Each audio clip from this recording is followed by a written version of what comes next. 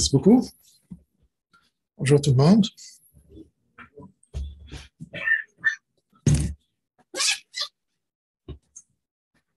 On va aussi bien commencer par les annonces. Ça va être fait.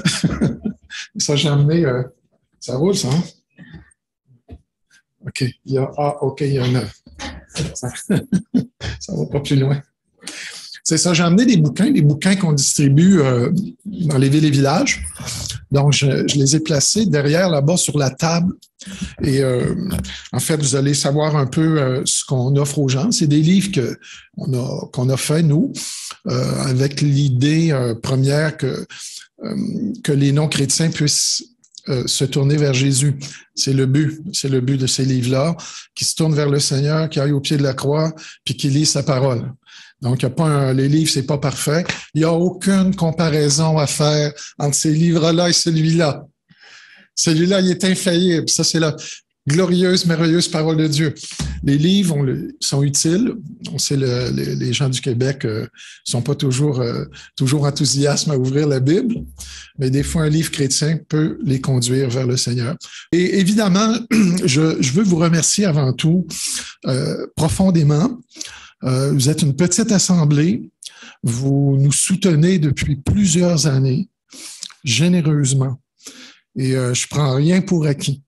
Ça c'est des sous que mes frères et sœurs gagnent en allant travailler fort, à chaque semaine, et puis qui décident de donner pour que l'œuvre de Dieu avance. Et alors, ça fait plusieurs années que vous nous aidez comme ça. Donc, merci. J'avais hâte de venir pour vous remercier en personne et du fond du cœur. C'est vraiment gentil de votre part, petite assemblée comme ça, de soutenir le travail qu'on fait. C'est surtout de cela qu'on va parler ce matin. J'ai des amis aussi qui sont ici. Il y a François, Alison, son épouse. Je pense que vous les connaissez. François qui est là en avant avec Alison, qui depuis presque 3 ans, au mois de mai, ça va faire 3 ans que François visite les domiciles sur la Rive-Sud. Beaucoup de domiciles. Alors, merci François pour ce que tu fais. Merci Alison de le soutenir aussi, puis de faire équipe avec lui, parce qu'il faut qu'on soit d'accord. Hein? Et aussi, il y a Sylvain. Il y a Sylvain qui est là, de Joliette. Tu peux te lever, Sylvain, que les gens te voient. Sylvain qui est là de Joliette. Alors, lui, visite les domiciles à Joliette. Donc, c'est un ami qui vient avec nous. Il est venu souvent avec nous dans les équipes. On a une équipe mobile qui visite diverses villes. Et là, le Seigneur l'a formé un bout de temps avec nous. Et là, visite les domiciles tout seul à Joliette. Donc, que Dieu te bénisse. Dieu vous bénisse, François, Sylvain, Alison. Et c'est pas la première fois que je viens à votre assemblée. En 1981, je pense, c'est ça. 80 ou 81. Vous étiez en train de construire la tribune.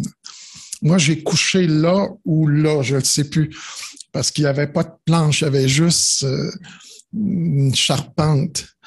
Et c'est ça. On était avec Jeunesse en mission dans ces années-là. Et ça, c'était les années où on pouvait amener la parole de Dieu dans les écoles, sur les heures de cours, dans les polyvalentes, les cégeps et les universités. Donc, on faisait une tournée avec une pièce qui s'appelait Le fabricant de joie et son fils. Et puis, vous savez, les étudiants n'avaient pas le choix. C'était sur les heures de cours. Donc, les auditoriums étaient remplis à chaque fois. Et les profs étaient en arrière près de la porte pour watcher, pour pas qu'il y en ait un qui sorte. Alors, c'était un auditoire captif. Et on annonçait l'Évangile par une pièce de théâtre, puis on faisait un appel à certains endroits. Puis les jeunes avançaient en avant, parfois en pleurant. Alors, c'était des temps bénis dans les écoles. Aujourd'hui, ça ne serait pas tout à fait la même chose. Il y a un jeune homme qui a été mis dehors de la polyvalente récemment, qui n'aura pas le droit de graduer parce qu'il a dit qu'il y avait juste 2 genres. Hommes et femmes, ils l'ont expulsé. Donc, les temps ont quelque peu changé à ce niveau-là. J'avais 21 ans. Mes cheveux étaient noirs. Et puis, il y avait mon fils, mon ex-épouse, mais mon fils, Mika. Mon fils Mika, il était avec nous ici en 1980. Il avait 2 ans. Il faisait les tournées avec nous. Et comme vous savez, évidemment, la plupart, il s'est enlevé la vie.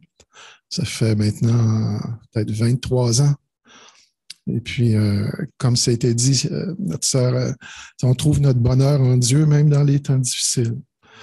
Puis les temps où ce que nous, la force, qu'on n'a pas toujours les forces, mais le Seigneur est là. Hein? Dieu est bon. Et puis, il nous permet de persévérer et d'aller vers les malheureux du Québec. C'est un peu ce qu'on va regarder ce matin. J'ai un petit document à vous passer. Je vais le mettre là, pas l'oublier à la fin. Je vais vous le donner à la fin, qui explique un peu qu'est-ce qu'on fait, pourquoi on le fait, surtout pourquoi on distribue la parole de Dieu. C'est ça qui... je vais vous lire un petit courriel que j'ai reçu il y a à peu près une dizaine de jours. Bonjour, Monsieur Claude. Je viens de terminer la lecture de votre livre « 1000 villages ». Alors, ce n'est pas pour faire la promotion du livre.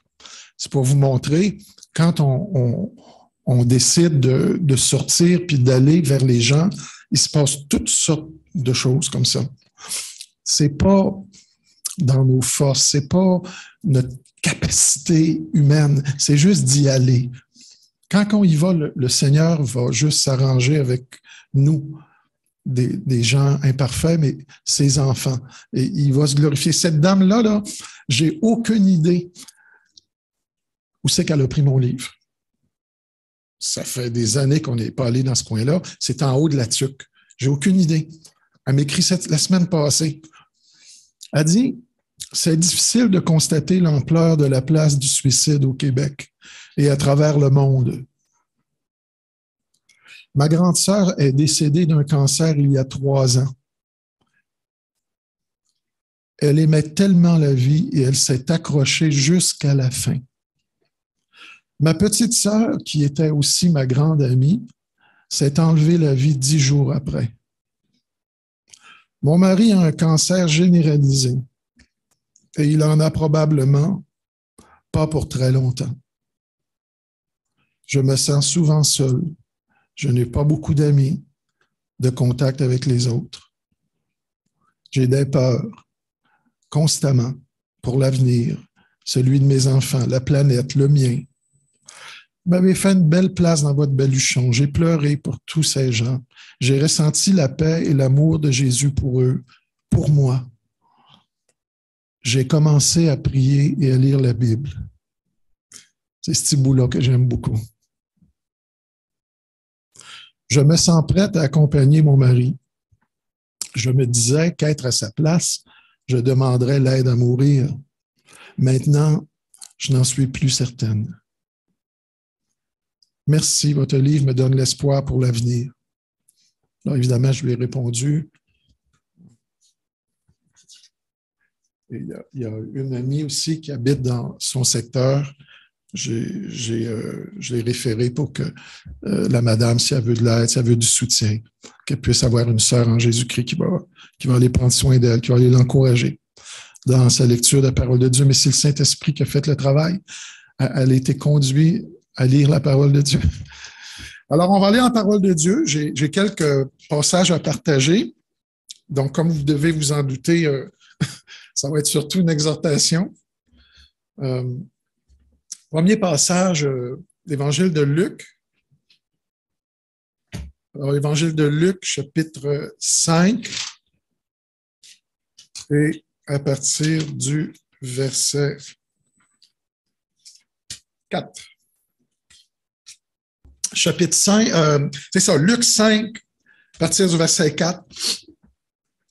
Lorsqu'il eut cessé de parler, il dit à Simon, évidemment, c'est le Seigneur Jésus, « Avance en pleine eau et jetez vos filets pour pêcher. » Simon lui répondit, « Maître, nous avons travaillé toute la nuit sans rien prendre.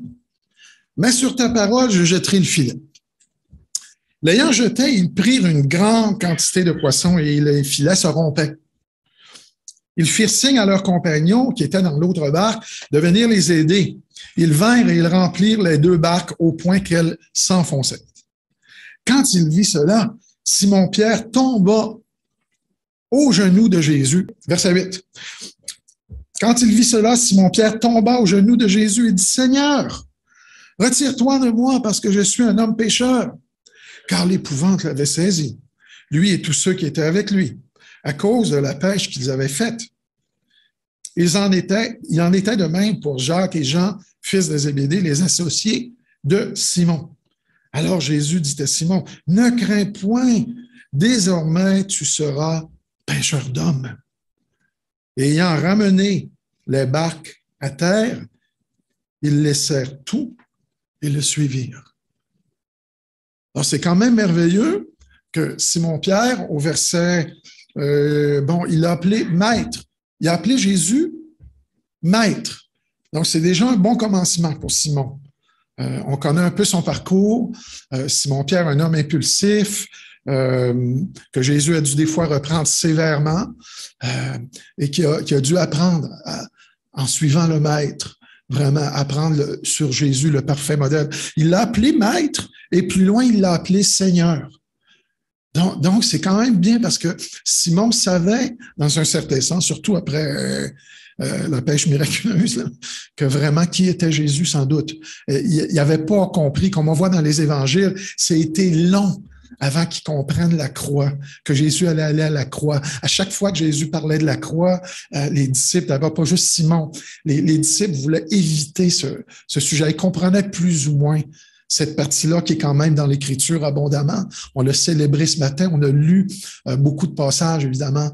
Même dans l'Ancienne Alliance, on avait les passages où le Seigneur Jésus avait révélé cette nécessité de venir pour nous, pour payer pour nous d'être le sacrifice. On l'a vu en Épître aux Hébreux ce matin.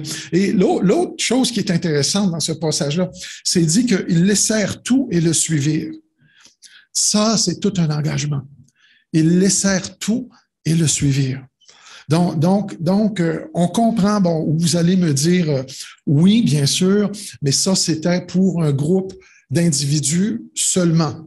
Bon, je suis d'accord avec vous, mais en même temps, parfois, il faut faire attention de minimiser l'importance de ces paroles-là. Tu vois, parce que si on veut être honnête aussi, si on va dans les textes, je dirais, il y aurait beaucoup de versets, je vais pas vous garder trop longtemps, où Jésus parle, lorsque Jésus parle de la vie de disciple, alors là, la barre est très haute, là.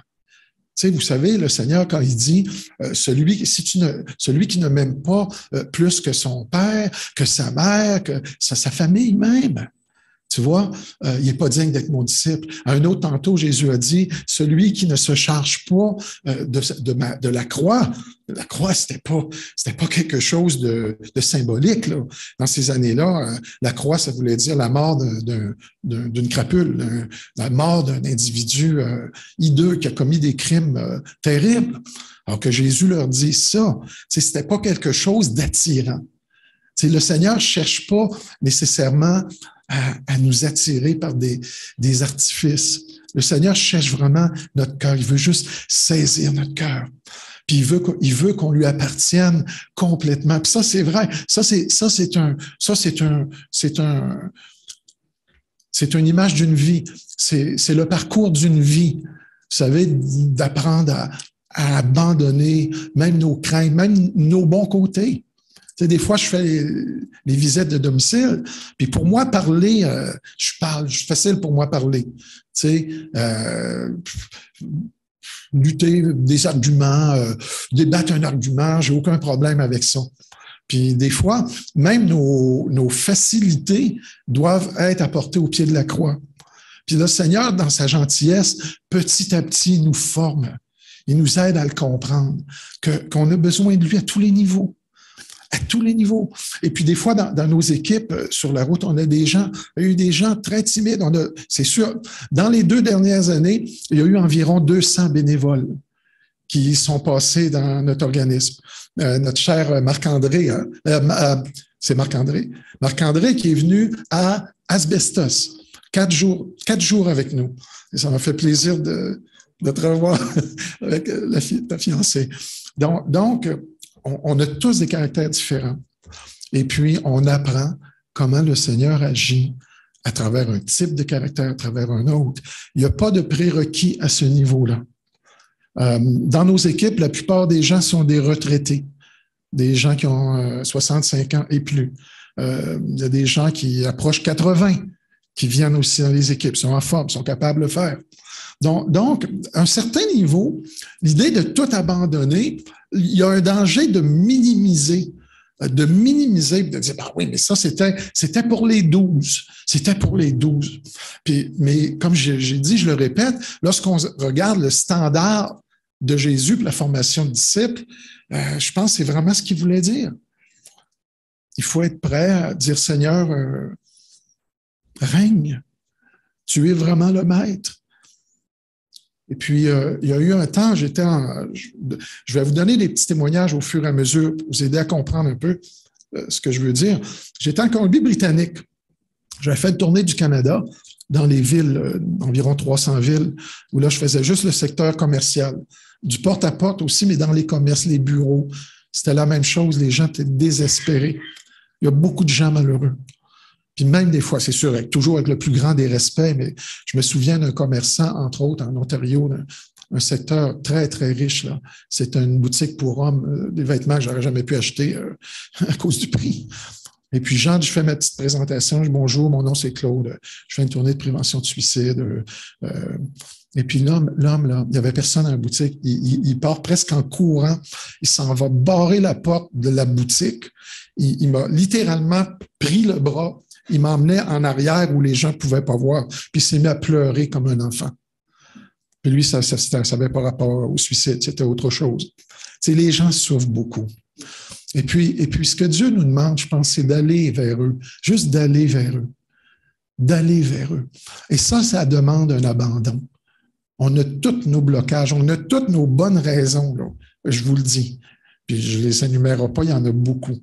Nos bonnes raisons chrétiennes, là. OK? J'ai un ministère à l'Église. Je suis portier. Je suis portier. Je n'irai pas vers les gens. J'ai un ministère. Tiens, en tout cas, j'en ai beaucoup. J'ai une liste longue de pourquoi qu'on n'irait pas vers les malheureux. Moi, je pense que Jésus pense différemment de ça. Tu sais, je vous parle avec mon cœur. Je ne suis pas là pour d'amener un fardeau. Je pense, apporter le message qui est conforme aux Écritures. Tu sais, Pierre, il y avait une compagnie de pêche. Puis Jésus est allé, il a reconnu, avec humilité, il s'est mis à genoux, il dit wow, là. Moi, je ne peux pas te suivre, là. Je ne suis pas digne de toi, là. Il a compris, hein, c'est ça. Hein. Des fois, quand le Seigneur, quand il s'approche, là, je me souviens même quand je me suis converti, j'avais ça à peu près 21 ans. Puis je me pensais donc bon, là. Tu sais, je vendais de la dope, là. On voyait le monde à l'hôpital, là. Puis j'étais convaincu que j'étais un bon gars. Généreux, j'en donnais beaucoup en plus. J'étais généreux. J'étais un bon gars, je lui donne de la mescaline. Tu sais. Quand Dieu s'approche, hein, tu sais que t'es pas correct. Je me souviens, j'avais une GMC van avec des fleurs, des rideaux fleuris, puis j'étais à Kansas City. J'ai rencontré 2 chrétiens authentiques, des disciples de Jésus-Christ. Ils ne m'ont pas parlé très longtemps, mais ils m'ont juste fait comprendre que Jésus est vivant, puis que si j'ouvrais ma porte de ça, que le Seigneur allait entrer. Puis quand j'étais petit, j'allais à la messe. C'est la seule affaire qu'on connaissait. J'étais le seul enfant en primaire d'aller à la messe le matin. Il y avait 4-5 personnes âgées, puis il y avait le monsieur qui chantait, puis il y avait le directeur de l'école, parce que je pense qu'il n'y avait pas le choix d'y aller. Puis il y avait le petit Claude. Je ne comprenais rien, c'était en latin. Puis je regardais les peintures de Jésus. Puis là, après ça, ça n'a pas été nourri. C'est sûr, on ne lisait pas la Bible. C'est pour ça que des églises, j'aime beaucoup les petites églises comme ça, où il n'y a rien de super attirant, sauf Jésus. Si on vient, c'est pour lui. Hein? Puis il s'est approché de moi dans la van. Les gars, ils ont dû prier après qu'ils m'ont vu. Puis c'est la première fois que le Seigneur a touché mon cœur, sérieusement. Puis c'est drôle, hein? Quand j'ai senti la présence, je ne fonctionne pas juste sur le ressenti. Il faut faire attention. Alors maintenant, les gens, le ressenti est très important. Ah, j'ai ressenti. Je fonctionne pas comme ça. Je fonctionne avec les Écritures, de plus en plus d'ailleurs. Est-ce qu'on a ça veut dire qu'on n'a pas d'émotion? Ben non. J'étais un gars très émotif. Mais des fois, Dieu, en tout cas cette fois-là, il s'est approché tangiblement, automatiquement. Je l'ai su que j'étais une crapule. Moi qui me pensais bon, je l'ai su automatiquement. Quand Dieu s'approche, tu vois la madame dans le courriel, elle dit, on pensait aller vers l'aide à mourir. Elle dit, je suis plus certaine de ça. Elle lisait pas la Bible, elle lit la Bible. Qu'est-ce qui s'est passé? L'Esprit du Seigneur s'est approché. Et là, on le sait, c'est drôle, hein? On le sait qu'on n'est pas correct. Puis la prochaine étape dans cette expérience de conversion, l'amour de Dieu m'a enveloppé. Là, j'ai éclaté. Puis là, j'ai su qu'il était vivant. Puis il a fait un genre de miracle aussi. Ben, moi, je chacrais comme un démon, là. À tous les deux mots, là. C'est mon père était bûcheron, puis j'ai appris à sacrer, même apprendre à marcher, là. Plus capable de sacrer. Après cette rencontre, cœur à cœur, avec Jésus. Il a eu beaucoup compassion de moi. Puis, il m'a aimé quand je n'étais pas aimable, mais pas en tout, là. Des fois, je ne le suis pas encore, là. Mais les gens qu'on va visiter, là, c'est tout du monde comme ça. Ils ne méritent pas plus que nous, on méritait, là. Comprenez? Mais le problème, c'est qu'ils s'en vont direct en enfer puis ils ne savent pas. À moins que votre théologie soit différente, mais ce que je vois dans les Écritures, c'est ça. Sans Christ, il n'y a pas de pardon. Sans le Seigneur, la colère de Dieu demeure sur nous. C'est ça la réalité. Puis moi, je me dis, c'est comme le gros bon sens. On va dire ça comme ça. Moi, Dieu m'a racheté par grâce. Puis, il y a une multitude de gens dans notre province qui n'ont jamais eu la parole de Dieu dans leurs mains. Ça, c'est plus que 95%. Mais nous, on ne veut pas les laisser comme ça. Puis vous non plus, parce que vous êtes en train de vous engager à aller vers les malheureux. Selon vos capacités, selon le temps que vous disposez. Et si vous persévérez, voici ce qui va se passer si vous persévérez. C'est que la ville de Longueuil, les domiciles de la ville de Longueuil, François a déjà commencé, il en a fait un bon bout,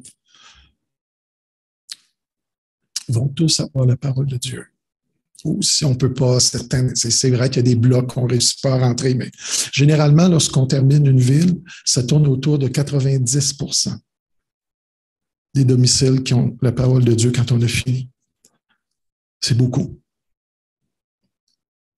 Puis moi, je trouve que c'est la moindre des choses. T'sais, on dit, j'ai tout abandonné, mais c'est quoi qui me retient si j'ai tout abandonné d'aller vers les malheureux?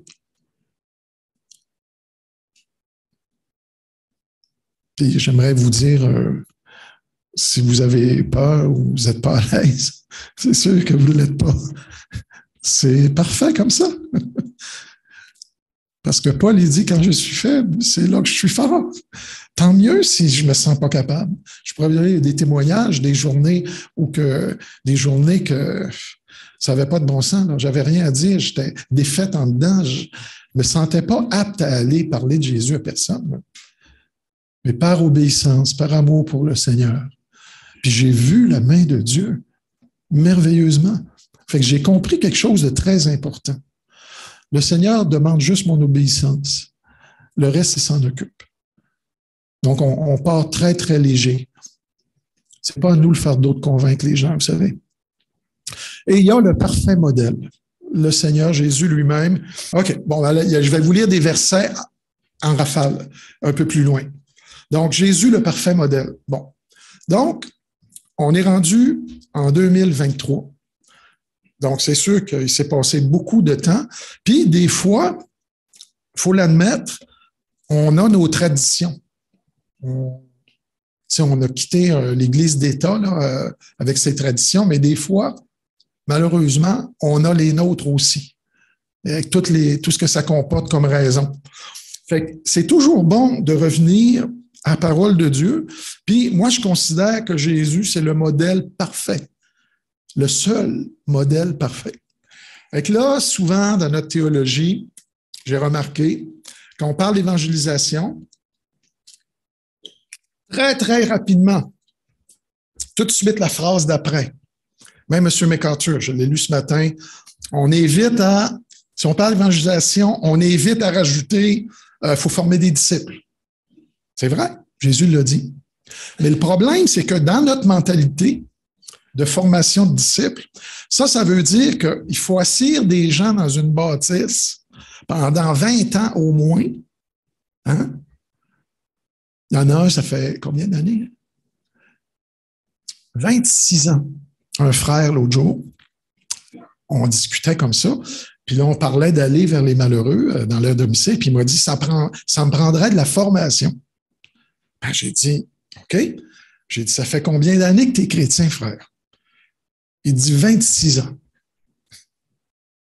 J'ai dit, est-ce que tu veux me dire que pendant 26 ans, tu as entendu la parole de Dieu, tu l'as lu à l'église, on te l'a prêché, puis c'est pas assez pour aller voir une personne qui connaît absolument rien des Écritures.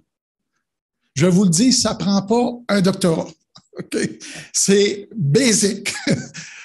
Puis le cœur est plus important à ce niveau-là que la connaissance. Si la personne, elle se sent aimée, elle rouvre.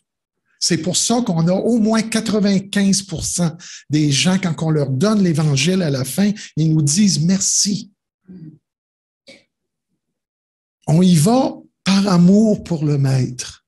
Et Jésus, je donne un verset, Marc 9 et 36, voyant la foule, il fut ému de compassion pour elle. La foule. Alors, le Maître s'adressait à des individus périodiquement. On le voit dans les évangiles. On peut penser à la Samaritaine. Il a même fait un détour pour aller en Samarie, que ce n'était pas la chose à faire pour les Juifs. Il a fait un détour pour ce rendez-vous-là avec la Samaritaine, qui a emmené par la suite les gens de son village. Il y a Zachée. Il est passé, je suis convaincu qu'il savait très bien que le petit Zachée était dans cet arbre-là, puis Jésus est passé direct où il fallait. Ça, c'est le Maître. On a un modèle parfait. C'est pour ça que je dis notre tradition, il faut faire attention. La façon de former des disciples de Jésus n'est pas nécessairement la nôtre actuellement. Est-ce que par hasard, on aurait accepté une tradition différente du Maître? Alors, la formation de disciples de Jésus, on le voit, c'était on va vers les malheureux. Tout le temps. Faites une étude sur l'utilisation du temps de la vie de Jésus. Donc, il y avait d'une part les individus, Jésus avait toujours ses rencontres, et il y avait, ce qui est souvent négligé, et ce que Jésus ne négligeait pas, la foule. Longueuil, Montréal, le Québec.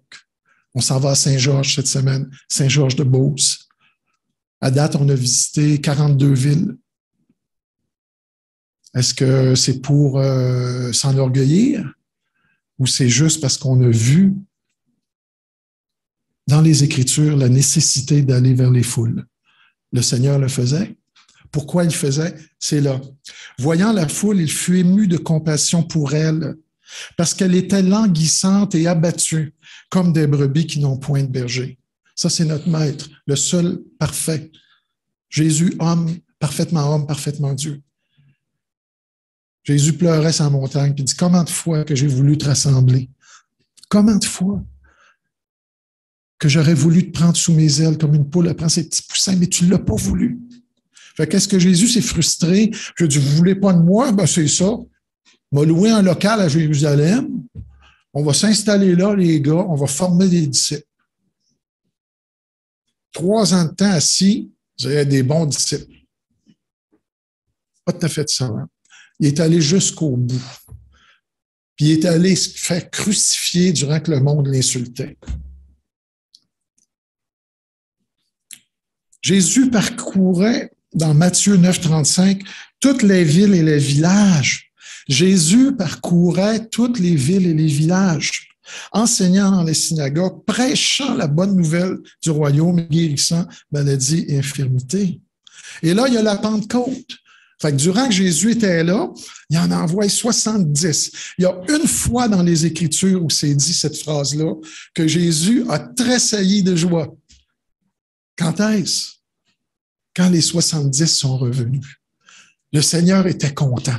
Il dit, la job va se faire. Ça dit qu'il les envoyait dans les villes et villages où lui-même devait aller. Fait qu'il en a envoyé 70. Puis là, ils reviennent. Jésus, il saute de joie. Il dit, je voyais Satan tomber comme l'éclair. Mais il dit, réjouissez-vous pas de ça. Réjouissez-vous que vos noms, tu sais, pour calibrer les disciples n'étaient pas orgueilleux du tout, là, tu sais, évidemment. Tu sais. Jésus, il nous calibre de temps en temps aussi, met notre cœur à la bonne place. Mais le Seigneur était content. Comprenez-vous? C'est pour plaire à lui. Il n'y a pas d'autre raison que ça. C'est le Maître. Puis il nous a demandé d'y aller. Après, il y a la Pentecôte. Alors là, tu as une gang de monde qui sont peu heureux comme ça se peut pas. Dans le jardin, ils se sauvent. OK? Pierre est un peu plus brave, là, coupe l'oreille, mais encore là, c'était pas la chose à faire, Pierre. Après la Pentecôte, changement majeur. Savez-vous, c'est quoi le signe initial du baptême dans le Saint-Esprit? J'étais un pasteur pentecôtiste. Je vais vous en donner un bon signe initial. C'est que tu as une gang de peu heureux qui se sauvent devant la persécution, puis qui laissent Jésus tout seul. Il y a une couple qui l'ont suivi de loin, mais parce que Jean connaissait quelqu'un dans la place. Là. Pierre a réussi à rentrer, puis il l'a renié 3 fois. Pas fort. Mais c'est ça, nous. Ça, c'est nous. Ça, c'est l'humain. Après la Pentecôte, pensez-vous qu'il y a eu un changement dans ces individus-là? Ces gens-là qui avaient peur, ces gens-là qui étaient renfermés dans la chambre haute, là, tu les vois sur la place publique à annoncer l'Évangile, plus de crainte, plus rien. D'après moi, c'est le plus grand signe initial d'être rempli du Saint-Esprit. Le plus évident. Le reste, c'est discutable. Mais celui-là n'est pas discutable. Des gens qui n'avaient pas la capacité ou le désir ou quoi que ce soit d'aller prêcher l'Évangile devant tous les obstacles. Tu les vois faire exactement ce que Jésus avait demandé. Pourquoi? Parce que le Jésus qui ont suivi pendant 3 ans, il est venu habiter dans les autres. Donc, si on dit que l'Esprit de Jésus habite en nous, il faut que ça ressemble au Jésus de l'Évangile. Il faut que ça ressemble à ce qu'on voit là. Le Jésus qui allait de ville en ville, de village en village. Le Jésus qui était sur la montagne en train de pleurer et dire ça n'a pas de bon sens. Ils sont comme une genre de grande foule, comment il dit ça, languissante et abattue. Demandez à n'importe qui sorte dans le porte-à-porte, que ce soit François, Marc-André, Sylvain ou d'autres qui sont venus ou qui vont le faire, ils vont vous le dire, ça ne sera pas long. Le monde sont malheureux. Des gens malheureux, il y en a beaucoup. Mais Jésus les voit. Puis il n'y a pas de plan B. C'est le plan de Jésus, c'est de nous envoyer vers eux. Puis moi, je suis béni. Là. Comprenez bien que je ne suis pas en train de chialer après vous autres. Là. Je suis béni parce que là, vous allez le faire en tant qu'Église. Et ça, c'est la meilleure façon. On a un groupe là à Lévis qui fonctionne comme ça. Le pasteur est allé, il va avec les autres de temps en temps aussi encore. Et le groupe, c'est des gens matures et persévérants. Ils ont fait Saint-Jean-Chrysostome, mais là, ils sont en train de faire Lévis au complet. Hiver comme été, là, à 20-30 sous zéro, ils sortent à toutes les semaines. Fait que c'est sûr qu'on pourrait prêcher sur l'évangélisation, mais si on le fait pas, ça va juste vous mettre des fardeaux inutiles. Ça sert à rien. Vous dire allez-y, puis on y va pas. Mais l'Église, son rôle, c'est d'établir une structure facile pour qu'il n'y ait pas de burn-out. Tu sais, je suis conscient de ce que je dis là. Je le sais qu'on ne peut pas tout lâcher notre job, puis il y en a qui le font. Il y a un pasteur récemment, la Bible parle, il a lâché sa job parce qu'il y a une petite église, il fallait qu'il travaille. François a lâché sa job, tirait des joints. Ça fait 3 ans qu'il vit de l'Évangile. C'est faisable. J'ai vécu comme ça fait 23 ans par la grâce de Dieu. C'est faisable. Le Seigneur prend soin de nous autres. Puis quand ça se fait en tant qu'Église, c'est bon. Puis surtout si les leaders s'impliquent. Puis les leaders, les responsables, les anciens, je le sais que ça prend du temps à faire nos études bibliques, mais je pense qu'il n'y a personne qui ne peut pas sortir 4 heures ou peut-être aux 2 semaines. Mettons ça, au mois, c'est trop long. Les gens se démotivent. Mais si vous vous donnez comme but de sortir 4 heures aux 2 semaines, vous allez visiter Longueuil au complet. À Lévis, ça fait 2 ans, là. Et puis, ils ont plus de la moitié de Lévis de fait. Il n'y a pas tant de maisons que ça à Longueuil. Je pense qu'il y en a 117 000. Là. Ça a l'air terrible, mais on a fait de Granby 35 000 maisons. On a fait de Victo, on a fait Drummondville 30 000 maisons. C'est faisable par la grâce de Dieu, mais il faut y aller. Puis, il faut être persévérant, ça, c'est sûr. Alors là, les v'là partout. Et Jésus leur avait dit, Jérusalem, Judée, Samarie, jusqu'aux extrémités de la terre. Bon. Fait que c'est le plan du Seigneur. Si on finit Longueuil, on va aller continuer à Montréal. Ça n'arrête pas jusqu'au retour de Jésus. Pourquoi? Parce que Jésus ne nous a pas dit d'arrêter. Il dit, allez-y, Jérusalem, Judée, Samarie, puis go. Bon. Après ça, Actes 5, 42. Et chaque jour dans le temple et dans les maisons. Mauvaise traduction, Louis II. De maison en maison. Là, j'ai pas le temps, il me reste 3 minutes. Mais je pourrais vous démontrer que le mot grec qui est utilisé là, c'est évangéliser. Chaque jour, dans le temple et de maison en maison, ils évangélisaient. Moi, je crois qu'ils faisaient de maison en maison les disciples. Parce que le même passage qui ressemble, Acte 20, 20, Paul parle à des chrétiens. Puis il dit, je vous ai enseigné dans les maisons, il n'utilise pas le même mot. Il évangélisait pas les chrétiens. Dans le temple, il n'était pas en train d'enseigner chrétien, il était en train d'évangéliser, autant dans le temple que de maison en maison. En grec, maison contre maison.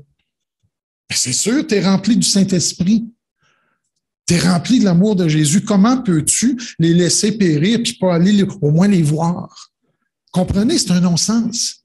Il faut lâcher notre tradition puis revenir aux Écritures. Alors, après ça, Saül qui ravage l'Église, Acte 8, 3 et 4, ça dit que ceux qui avaient été dispersés allaient de lieu en lieu annonçant la bonne nouvelle. Saül veut les tuer, là. Puis il y a une puissance militaire avec lui. Il veut tuer les chrétiens. Hey, ces gars-là, il faut qu'ils se sauvent de Jérusalem. Ils vont se faire tuer.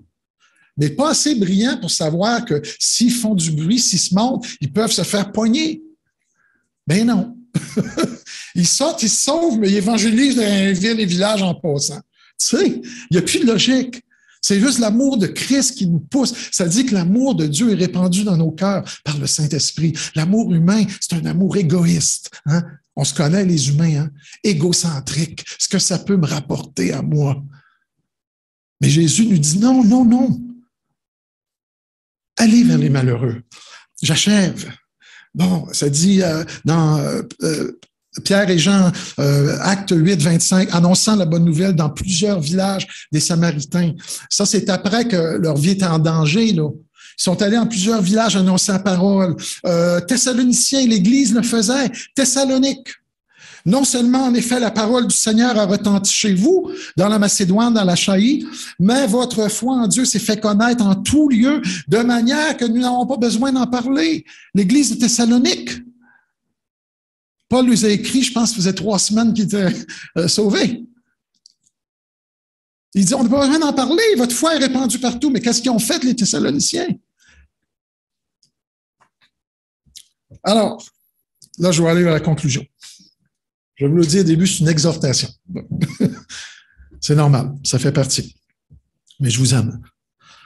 Mais je vous aime assez pour vous dire, il faut bouger, les frères et sœurs. On a un petit dépliant que ça s'appelle « Aimer, c'est agir ». Il faut que les domiciles de Longueuil soient visités.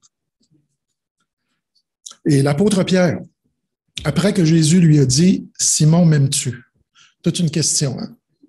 Il a même rajouté plus que ceux-ci. Parce que Simon, il avait comme la tangente à se comparer. Hein? D'ailleurs, il n'avait pas fini. Après que Jésus a dit ça, il dit, lui, là, qu'est-ce qui va y arriver? Là, Jésus a mis les choses au clair. Il dit, regarde bien, ce qui va y arriver, lui, ça ne te regarde pas. Toi, suis-moi. Puis peut-être le Seigneur nous dit ça ce matin. Arrête de regarder à l'autre. À l'autre, vas-tu le faire? À l'autre? Non, non, non, non. Toi, suis-moi. Puis là, la fameuse question, Pierre, m'aimes-tu? Puis là, Pierre, après toute cette humiliation, le reniement, là, Pierre, je pense que son cœur était prêt. Il n'osait même pas dire qu'il aimait Jésus inconditionnellement, puis il a bien fait de le dire parce que l'amour humain, on n'y arrive pas. Puis le même Pierre, l'apôtre Pierre, il finit en disant, dans son épître, c'est-à-dire 1 Pierre 2, 9, il dit, vous, au contraire, il nous parle à nous, les chrétiens, il dit, vous êtes une race élue, un sacerdoce royal, une nation sainte, un peuple acquis, attention, afin que vous annonciez les vertus de celui qui vous a appelé des ténèbres à son admirable lumière. Il a compris. Pierre avait compris. Puis nous, je prie ce matin que vous formiez une équipe forte, une équipe nombreuse, que vous sortiez régulièrement. Aux 2 semaines, c'est l'idéal. Il y a à Lévis, ils le font chaque semaine. Puis Dieu va bénir votre activité parce que vous allez prendre soin des malheureux. Est-ce qu'on va se baser sur les résultats? Ce que je peux vous dire, c'est que lorsqu'on termine une ville, comme je disais tantôt, on a près de 90% des gens qui ont la précieuse parole de Dieu. Et notre approche, on va aider pour la question du suicide. On n'est pas des psychologues. On est des gens qui croient que l'Évangile a la puissance de sauver, de racheter, de délivrer, d'emmener quelqu'un qui était malheureux à un bonheur parfait, éternel. On croit au Saint-Esprit. Ce n'est pas nous qui avons à convaincre les gens. Puis dans les temps où on est, je peux vous dire que la société ne va pas bien. Combien de temps qu'il nous reste à pouvoir annoncer l'Évangile librement comme on le fait, je ne le sais pas. C'est pour ça que je mets un peu de pression spirituelle sur vous. Ce n'est pas moi qui amasse l'Esprit Saint. Attendons pas trop. Il y a un temps où la Bible va être qualifiée de littérature haineuse. Et ça s'en vient rapidement. Là, on a encore le privilège de distribuer. On va vous fournir tout le matériel. La priorité, c'est de laisser la parole de Dieu à chaque domicile. Ceux qui ne sont pas là, on le laisse à la porte. Pourquoi qu'on ne fait pas juste laisser à la porte? C'était bien plus facile. Pas de contact avec les gens. Parce que ça ne ressemble pas à Jésus. Jésus avait contact avec les gens. Puis ils sont malheureux, puis ils ont besoin de parler. Ça, je vous le dis. C'est bon, frères et sœurs? Est-ce que vous accueillez cette exhortation? Amen. On va prier. Alors, Père, je te remercie que mes frères et sœurs sont précieux. Maintenant, Seigneur, j'ai adressé la parole, le message que je crois que tu m'as donné sur mon cœur. Et je suis conscient, Seigneur Dieu, que c'est toi qui convaincs. Alors, je te demande, bon Saint-Esprit, déjà tu habites en nous, Seigneur. Déjà, Seigneur, nous avons tout ce qui est nécessaire pour aller de l'avant. Je te prie qu'à Longueuil, ici, dans cette petite assemblée, que tu formes un groupe, Seigneur, persévérant, rempli de toi, et qui va aller prendre soin des gens de Longueuil dans leur domicile. Nous prions que tu puisses sauver. Tu dis même, Seigneur, que le Seigneur ajoutait chaque jour à l'Église ceux qui étaient sauvés. Ce n'est pas notre tâche, c'est toi qui le fais. Notre tâche est d'aller vers eux, leur emmener la vérité, ta parole et ton amour à travers nous. Je te louange, je te remercie pour l'assemblée ici, Seigneur, qui va aller en ton nom, pour ta gloire. Amen. Amen.